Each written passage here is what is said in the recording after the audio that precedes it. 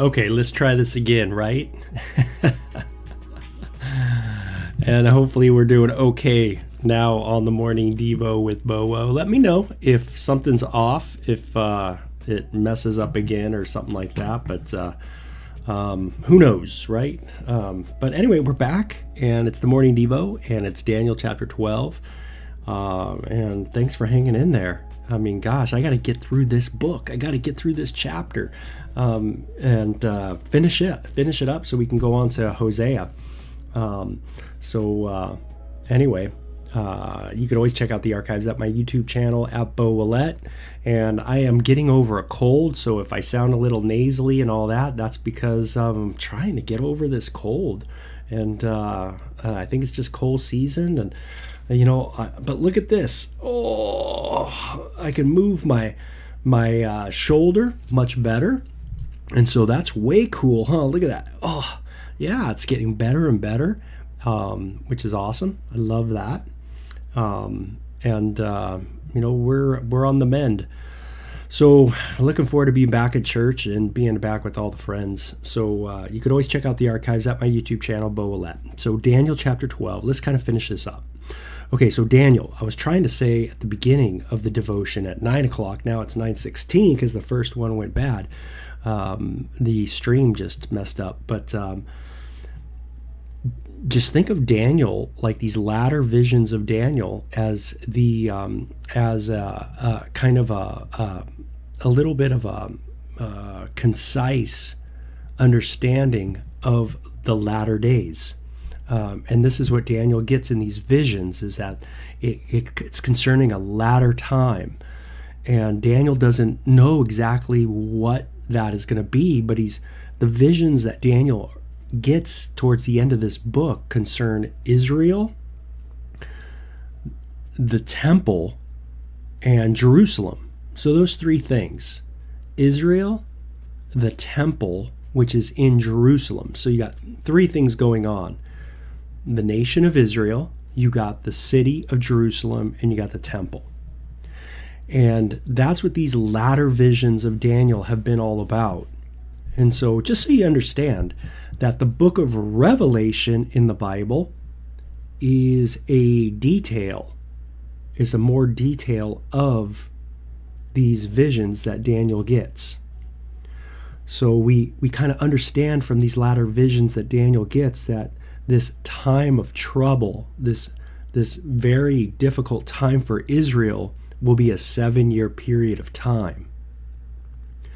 And it'll be broken up into two sections, actually, a 3.5-year period and another 3.5-year period. And we got that from Daniel chapter 9. And that's how the book of Revelation flows. You'll see that it's concerning Israel, it's concerning these 3.5-year periods. And so you can deduce really simply that the book of Revelation is just an unveiling. It's an opening up of what Daniel doesn't quite understand. Does that make sense? Daniel just doesn't quite get it. And the book of Revelation is a revealing of these latter visions of Daniel. I hope that helps you out and you understand a little more about how these biblical books connect. So, hey, Angel, what's happening? It's good to have you in the devotional house with me, man, and everybody else. I hope you're doing well, you and your son, and think of you, pray for you all the time. So let me read through Daniel 12, and we are going to finish this book today, Lord willing. It says, "At that time, Michael the archangel, who stands guard over your nation, will arise." Interesting, huh? That Michael kind of rises up over what? Your nation. What's Daniel's nation? It's the nation of Israel. So just so you know, some people, when they go to the New Testament, they reinterpret things in a figurative way. So instead of, when the Bible in the New Testament talks about Israel, they don't think of Israel, they think of kind of just the people of God in general. And so sometimes there's this symbolizing of things But I'm just a real basic guy. I just take it kind of literally. When it's talking about Daniel's people, it's talking about the people of Israel. This is what Daniel is concerned about. But it's interesting that this Michael, this archangel, is like there to guard over the nation. Isn't that interesting? That there's these like spiritual people around guarding nations. I mean, that's bizarre. It says, then there will be a time of anguish greater than any since any nation came first into existence. So a time of trouble. And we might call this the last days, kind of the end times. The time of trouble like no other trouble ever. So I don't know what kind of trouble you're in right now, but it can't be as gnarly as this time that's going to happen in Daniel 12, right? It's going to be a time of more trouble than any other time. So I guess that puts into perspective maybe the trouble that you're in today, right? It just ain't that much trouble in comparison. It says, but at that time, every one of your people whose name is written in the book will be rescued. Many of those whose bodies lie dead and buried will rise up, some to everlasting life and some to shame and everlasting disgrace. Whoa, man, I mean, talk about a lot power packed into a verse, right? And Daniel, let's see if he gets this, if he's understanding it at all, or if, like the other visions, he's just kind of blown away, kind of freaked out by it all. But it talks about that there's this time of the end, right, where people's names, his people, there's going to be a judgment on his people. And those people whose names are not written in this book there's going to be a judgment against them. And it says, many of whose bodies lie dead and buried will rise up, some to everlasting life, and then some to everlasting shame. And so the idea is resurrection. So resurrection isn't a New Testament concept. It's an Old Testament concept. But it's one that makes me just think today, like, God, do I realize that I potentially could be resurrected to eternal life? Or I could potentially be resurrected to eternal everlasting disgrace? I mean, that's a pretty radical idea. But it seems like if I'm going to be a rational person, I'm going to have to think about what's going to happen when I die. And to ignore such a topic doesn't seem rational at all. It seems almost irrational, right? It doesn't seem rational to ignore something that for sure is going to happen to you, meaning you're going to die. So you might want to look into potentially what could happen or what might happen, and find out if there is a truth in it all. And so Daniel gets this about his people, that there will be a judgment on Israel. There will be a resurrection that takes place. And it says, those who will rise, or who are wise, will shine as bright as the sky, and those who lead many to righteousness will shine like the stars forever. Okay, so sounds like today I need to work on wisdom for sure, because of those who are wise. And there's a really cool passage in the book of James that talks about the wisdom that is from above. And you might want to check it out, but I'm pretty sure it's in James chapter 3, maybe towards the end of that chapter, that talks about wisdom from above. And that wisdom talks about being peaceable, patient, willing to yield, this kind of attitude, a wisdom from above. And, wisdom is something definitely I need to work on. Being able to implement knowledge in my life. To think through things, to act on it in a right way. So it talks about those that are wise will rise to this righteousness. And it says, and many who lead are people who lead many to righteousness. That sounds like a cool thing to do too, is to lead people to righteousness. I don't know if you are a leader that leads people into righteousness, if that's your style. Are you a person that moves them towards the things of God? when you counsel people? Do you counsel people and move them towards God?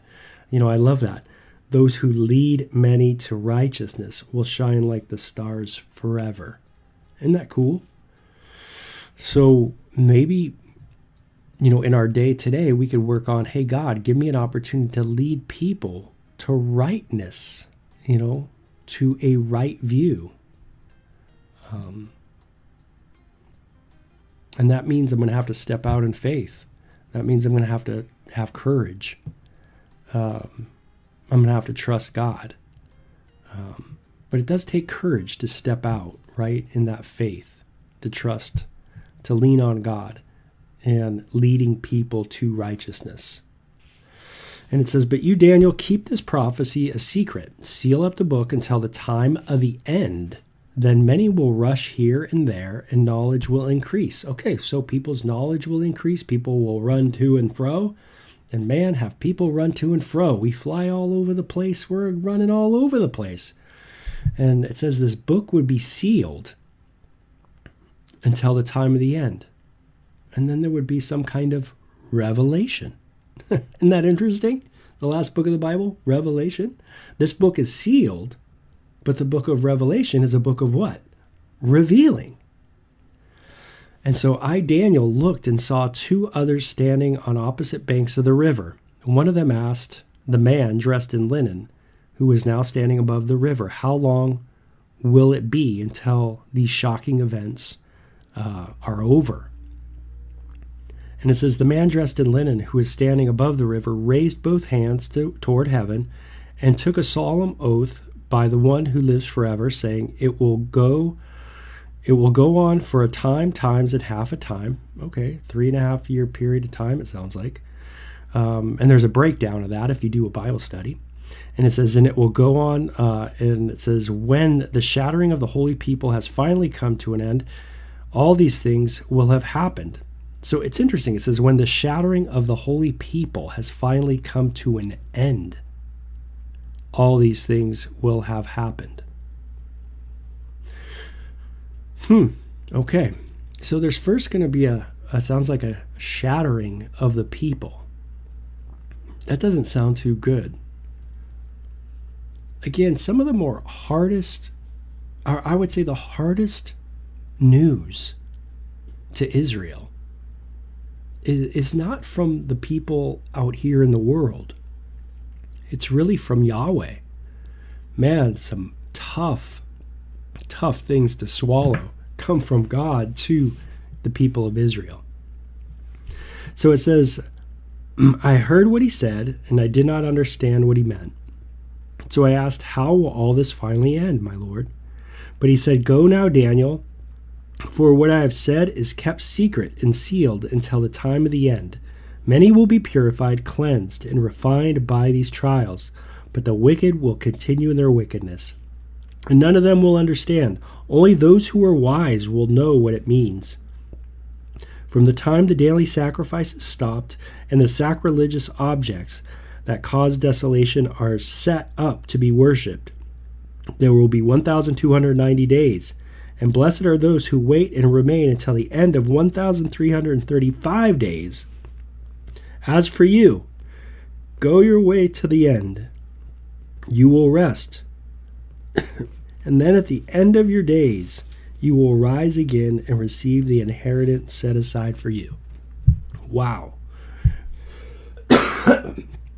Daniel is given like these incredible specifics of his people being shattered, of this abomination of desolation that takes place. I mean, really tough stuff. And notice, it's, Daniel is given this thing of go the rest of your days, live out the rest of your life, be at peace. You got an inheritance coming to you. You're not going to get it all, but this is what's going to happen to your people. I bet Daniel struggled with that message. I think we all want clarity all the time with God. We always want everything to be clear. But as you know and I know, not everything is clear. And not everything's going to be clear in your life.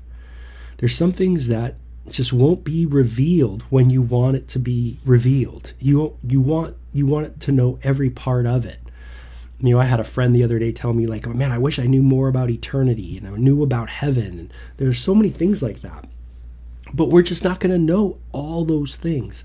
And even Daniel, the guy Daniel, didn't have everything understood. And the word that's given to him is you're going to have to wait. And we're going to have to wait too. Is Israel going to go through a lot? Yes. Are they going to go through a lot more? Yeah, shattering doesn't sound good. Sounds like they're going to go through a lot. But what we need to do today is just trust God with all the things that we don't quite know. Everything that we wish we would know. All the details of everything. We can't, go off on that and forget the big things. I guess what I mean is, sometimes you can get on YouTube or you can get on like any kind of platform like that, and you want to know something so much that you just search and search and search, and then you forget about the revealed things to you. Meaning there's things that have already been revealed to you in your life that are very just plain as day. Meaning it's, you need to go on with your life, love your neighbor, love your enemies, do good to those who spite you, shine Christ, serve in the body of Christ, learn how to worship with other people, learn how to share your faith, to evangelize the world. There are those things, that God has already given to us very clearly. And those are the things that you need to make sure you're holding on to. As Daniel's told, hey, you know what? Yeah, one day you're going to raise to everlasting life. There will be a resurrection. There will be this that takes place. There is going to be all this stuff, but you got to do what you got to do. You got to work on the things you can work on right now and not get too caught up in all the searching. Oh man, well, what about this and what about that, and blah, blah, blah, blah. And you can go into all kinds of rabbit trails and just do deep dives in all kinds of things. And I guess it's okay, but just don't forget about walking the Christian life, going on with your life, knowing one day there will be the resurrection. God will take care of that. He'll deal with that. Well, what about my friend over there? What about this and over there? What about that person there? What about my child? What about this? Trust God. Trust God to do it. But we know from the book of Daniel for sure that God knows what he's doing. He's already got a purpose and a plan, and it's all set up. So when you study Revelation next, make sure you remember that it's the revealing of these times that Daniel has been given. And it's a more specific breakdown of these things. You see a resurrection in the book of Revelation. You see a judgment in the book of Revelation. You see an abomination that takes place, a desecration, a persecution on the Jews, once again on Israel, all this stuff going on. And so it's really just an opening up of Daniel. So very cool. I love how in verse 9 it says, for what I have said is kept secret and sealed until the end of the time. Meaning it's not going to be known until that when the end comes. There's going to be a real revealing of all this. But it says many will be purified and cleansed and refined by these trials. And isn't that so true? Just as Israel is going to be refined through trials, you too, and me too, we're refined through trials too. Is there any scriptures that come to your mind that talk about fiery trials, right? That we endure and that our faith is being tested, right? As if by fire.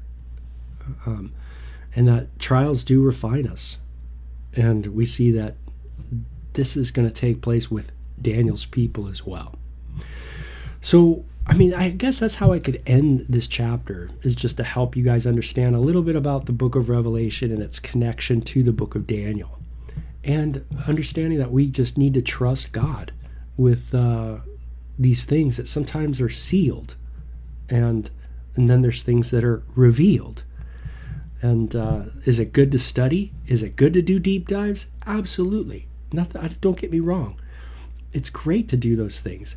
But make sure that you're doing what we know is the revealed things of God, the revealed will of God. And so I hope that helps a little bit. So thanks for putting up with me with my cold and just all my junk I'm trying to get over. But hey, we're back on, so super stoked. And we're done with another book. So that's great. Now we move on. And man, we are going to finish the Bible super soon. So you guys hang in there. We'll talk to you. Take care.